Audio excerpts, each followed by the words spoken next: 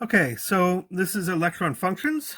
So a Cartesian product is described as A cross B. This is the set of ordered pairs whose first element is an A and second element is an B. And I didn't leave myself enough space for that, so I'm actually going to write it up there. So what is A cross A? It's a set, so we draw it with curly braces like that. And I just need to take one element of this and pair it with another element of that. So I can have T paired with T. I can have T paired with F. I can have F paired with T, and I can have F paired with F. And that should be familiar because we saw that when we were doing truth tables. That's our domain for a lot of our truth tables. TT, TF, FT, FF. A cross B cross C. It's a set, so we would draw it with a curly bracket. And it's going to be three things, right? It'll be something from A, something from B, something from C. So we could start with TX alpha, and then we can go TX beta, and then we could go, well, that's all the ones that start TX, but then we could go TY alpha, T comma Y comma alpha, and you can just keep going. Right, so if you've ever seen vectors, this is very similar to a vector, right? Vectors are A, B, and C. So where you also see this thing is a comma-separated values table, a CSV. So this whole thing is from a website called Baseball Reference, right? And so tabular data like this is what mathematically is called a Cartesian product. And this data here is the same as this data, except everything is separated by commas. 29, 22, 79, 70, etc. Whereas here, let's see, where did I get that? 29,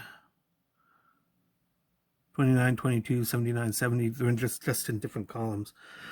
So Cartesian products show up in data formatting all the time. One thing to note here is this first row. Every row gets an identifying number, and these are often called UIDs, unique identifying numbers, and that allows you to identify each row. So what that allows us to do now is we can actually define a function. It's a function from A to B. It's a subset of a Cartesian product so that each element A in A appears in exactly one ordered pair of F. So there's the definition for all A in A. The exclamation point means unique. There exists a unique B in B so that A comma B is an F. So if we think about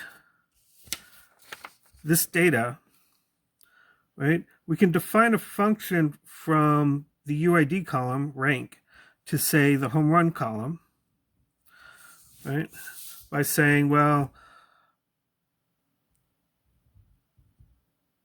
rank 1, he hit 2 home runs, so 1 comma 2. Number 2 hit 13 home runs, so 2 comma 13. Number 3, if you go back and look at it, he hit no home runs, so 3, 0. Number 4 hit 4 home runs, 4, 4. Number 5 hit 6 home runs. Number 6 hit 13 home runs, etc. Right? So the first number is which row this person is in, and the second number is the number of home runs that person has hit. And this is a perfectly good function because each of these numbers is paired with another number, right? On the other hand, so this is from the rank to the home run column. Can you do a function from the home run to the rank column just by switching the orders? Well, that would give you 2, 1, 13, 2, 0, 3, 4, 4, 6, 5, and then we get 13, 6, ... And here's the problem, and this is why you need UIDs for your data sets. Oh, geez. Sorry if that was off screen.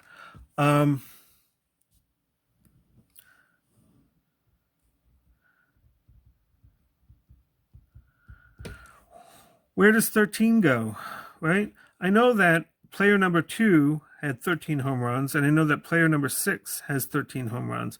But if I know a player had 13 home runs, which player am I talking about? Number 2 or number 6? And this is why when you're setting up these kind of data tables, you need to have a column that is the unique identifier. Each row has to have its own number that distinguishes it from every other row. So you can say player 2 versus player 6, instead of saying, well, the player with 13 home runs. So that's a little introduction to the idea of a function. We want to be able to have a domain that picks out something in a range, and each thing in the domain gets exactly one thing. So we're going to look at arrow diagrams, domain, range, codomain, one-to-one, and onto. We have a bunch of functions here.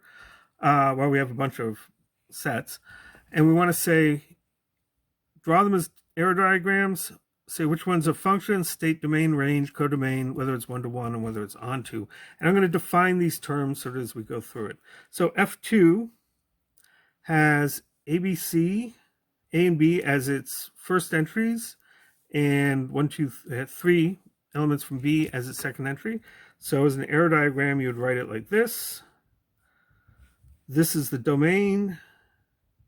This is the codomain. The domain is where the first thing in each pair comes from. The codomain is where the second thing in each pair comes from.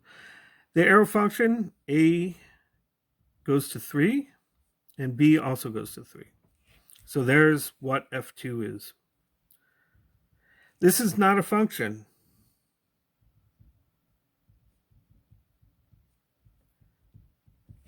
Right?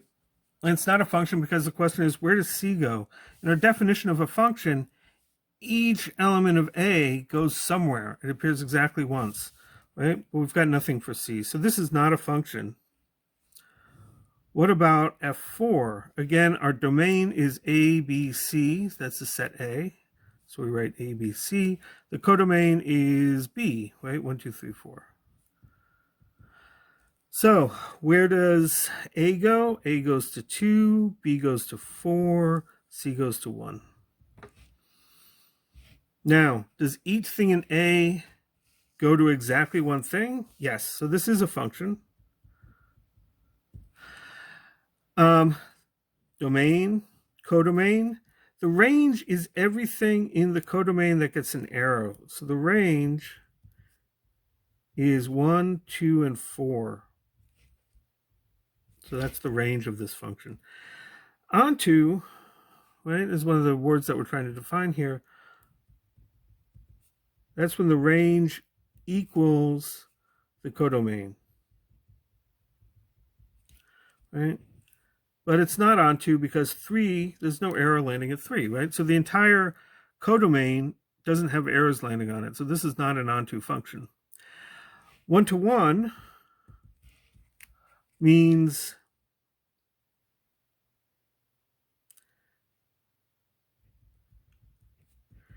everything in codomain that gets an arrow, so we just ignore 3 here because it doesn't get an arrow,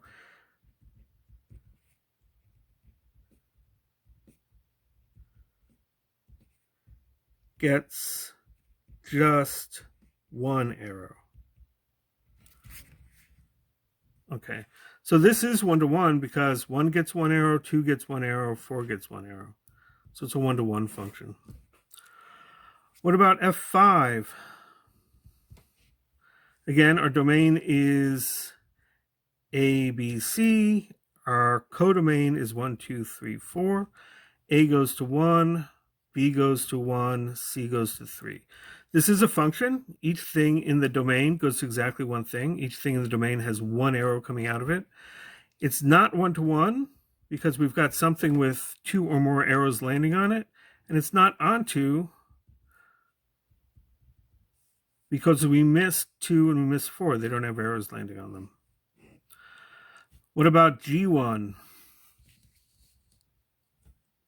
Well, this time, 1, 2, 3, 4, the first thing in each pair. So that means B is our domain. and then A is our codomain.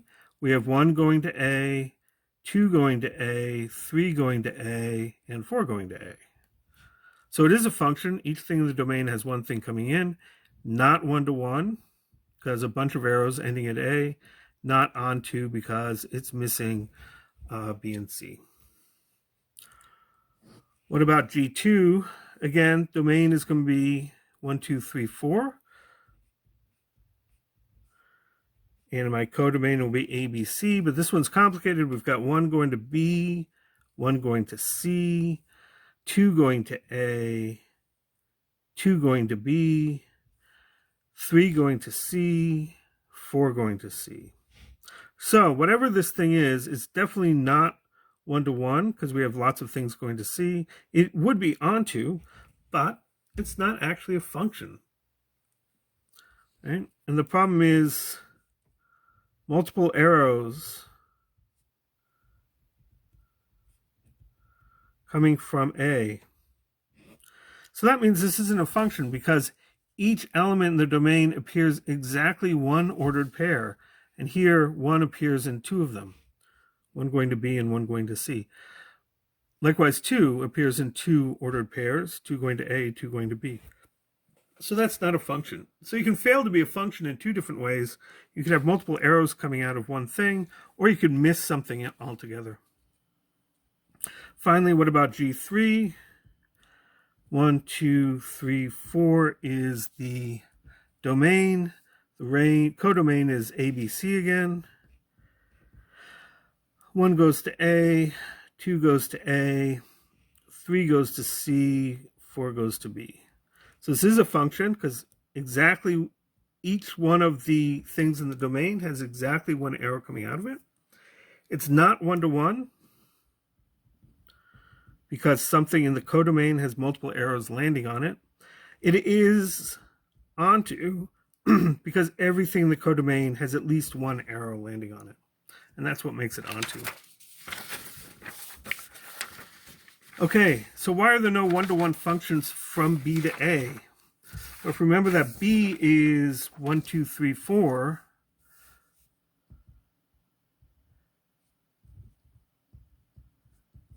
and A is ABC.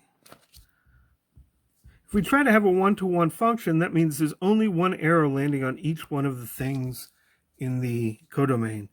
So if 1 went to A and 2 went to B and 3 went to C, where does 4 go? Well, it's got to go somewhere because to be a function, 4 has to go somewhere.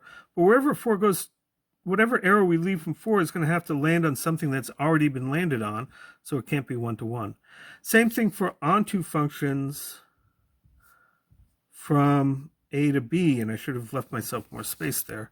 So an onto function, each one of these gets 1 arrow. Each thing in the domain gets exactly 1 arrow.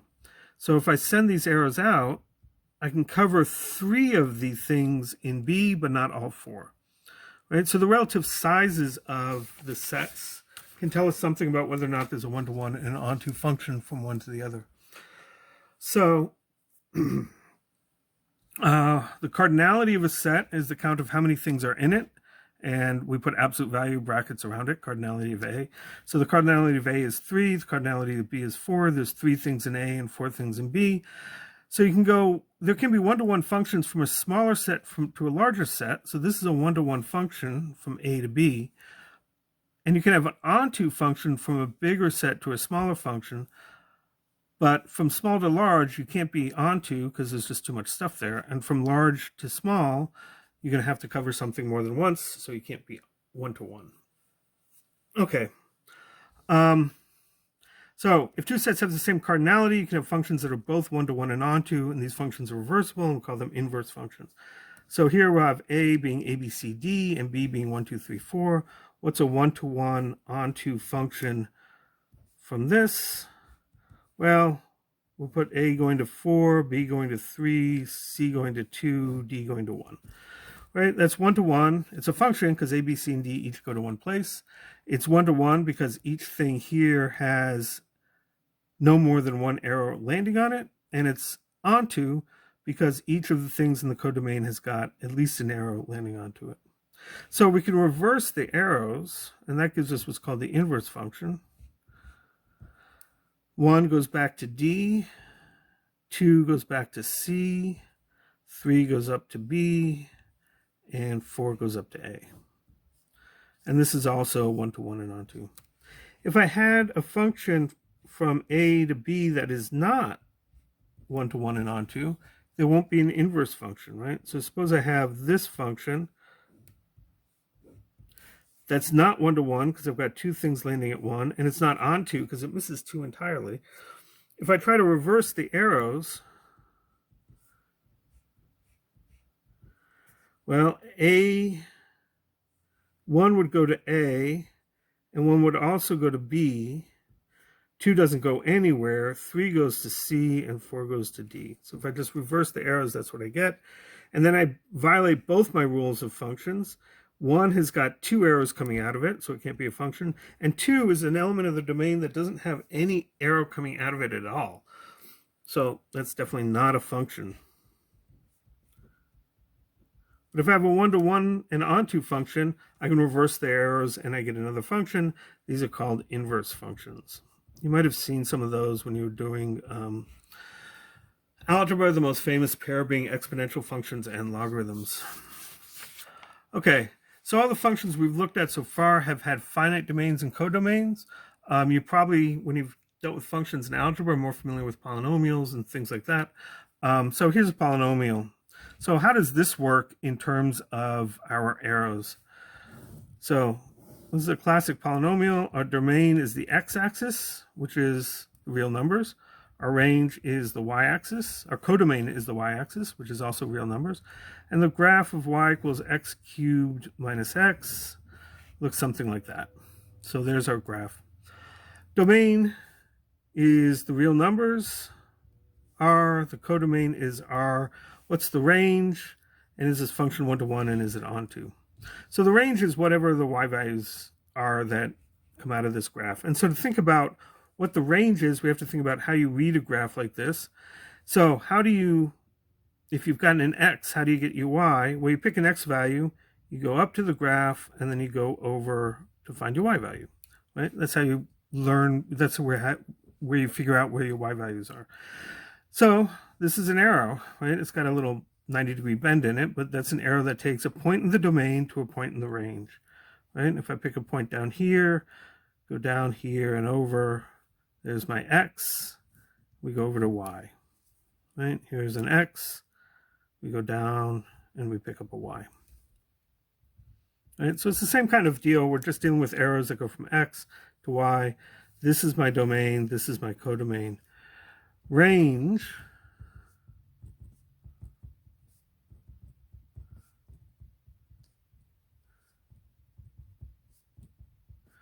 the range is all the y's, everything in your codomain that has an arrow landing on them. And in this case, no matter what y I pick, right, I can always go over to the graph and find the x that I started from. Right? If I pick this y, I can find an x. So every y has got an arrow landing on it. So the range here equals the codomain. It's all of R. So this is onto. Is it one-to-one?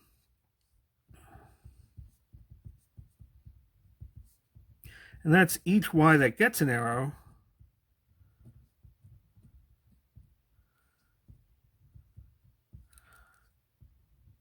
gets one arrow. And this one is not one-to-one, because if we think about this point here, it gets an arrow from this x, but it also gets one from this x. So this one gets two, this y value actually has two x's that give you that. If I pick this y value, there would be an x value over here, there would be an x value there, and there would be an x value there. So this y actually has three, this one, and this one. So it's not one-to-one because many y's have multiple arrows landing on them. Okay, so here are the formal definitions. For all A, in A, there exists a B in B, so that A comma B is in F and B is unique. 1-to-1 for all A1 and A2 and A. If F of A1 equals F of A2, then A1 equals A2. And onto for all B and B, there exists an A, so that F of A equals B. You'll be asked in the homework to write the negations of those statements and then try and find an English statement for them. And that helps you understand exactly what functions 1-to-1 and onto are. Now, composition of functions, again, this is something you probably have seen in algebra. It's a chain from one set to a second via the first function, then the second to the third via a second function. So here's A, B, and C, and F and G are these two functions. So we can set up arrow diagrams for F. That's this function. A goes to 1, B goes to 3, C goes to 3. So if we're looking at this, F is definitely a function. It's not onto because we're missing 2 and 4. It's not 1-to-1 because 3 happens twice. Now G is from B to C, so our domain for G is 1, 2, 3, 4, and our codomain is X, Y, Z. This is our function G. 1 goes to X, 2 goes to Z, 3 goes to Y, 4 goes to X. Right? So perfectly good function.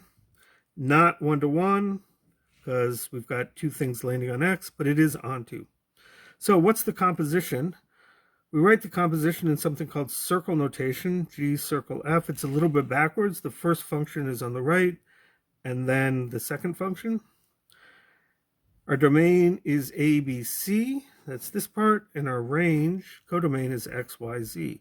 How do we write down this function? A goes to 1, 1 goes to X, so A goes to X. B goes to 2, 2 goes to Z, so B goes to Z. C goes to 3. Oh, B goes to 3, 3 goes to Y, so B actually goes to Y. C goes to 3, 3 goes to Y, so C goes to Y. So there's our circle function G composed with F. Why is it written this way?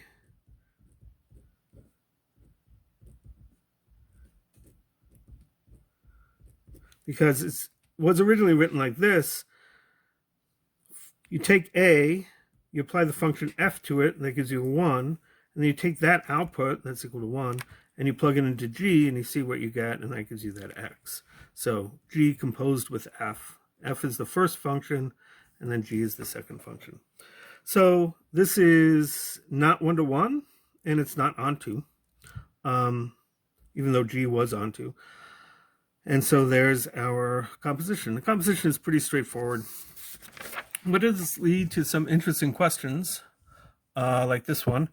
Suppose F is from A to B, G is from B to C, and then G composed with F is from A to C. If F is 1-to-1, does the composition have to be 1-to-1? How do you answer questions like that? Well, like we were talking about in playing the logic game with the heroes and villains, one of the points of the logic game was construct a lot of examples and see what's going on. So construct an example. Let's take A to be the set A comma B, so just two things.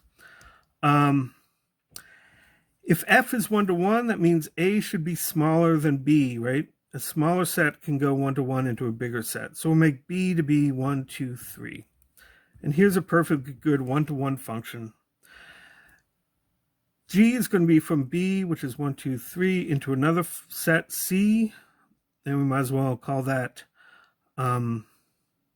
X, Y, Z. You can make it whatever size you want.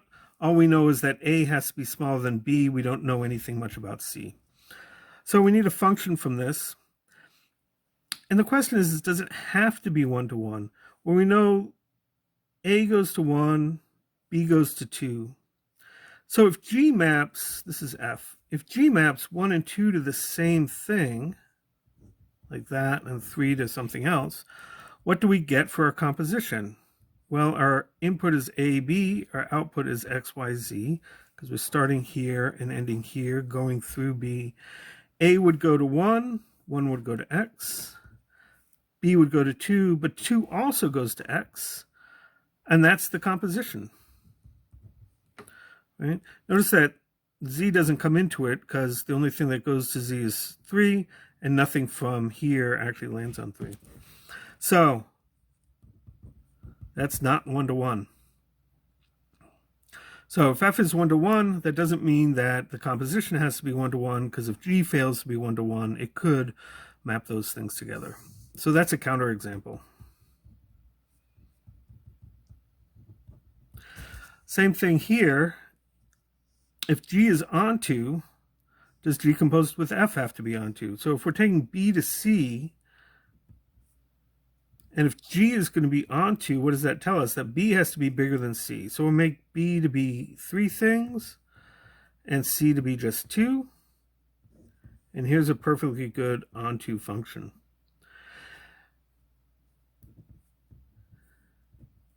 So f takes us from a to b. 1, 2, 3. Does this have to be onto? Well, we don't know how big a is. It can be whatever we want, so we'll make it ABC. But imagine that f maps all 3 of these to 1, like that. Then what does a composite g composed with f look like? It would start with ABC, go to xy, a goes to 1, 1 goes to x. B goes to 1, 1 goes to x. C goes to 1, 1 goes to x. Not onto. So if you're thinking about how to answer these kinds of questions, come up with different examples. Play with it a little bit. If you start seeing a pattern that allows you to answer the question, yes, it does have to be 1-to-1, and yes, it does have to be onto, then you can come up with a statement about why that would be true. Or you can come up with counterexamples that says, well, no, it doesn't have to be true.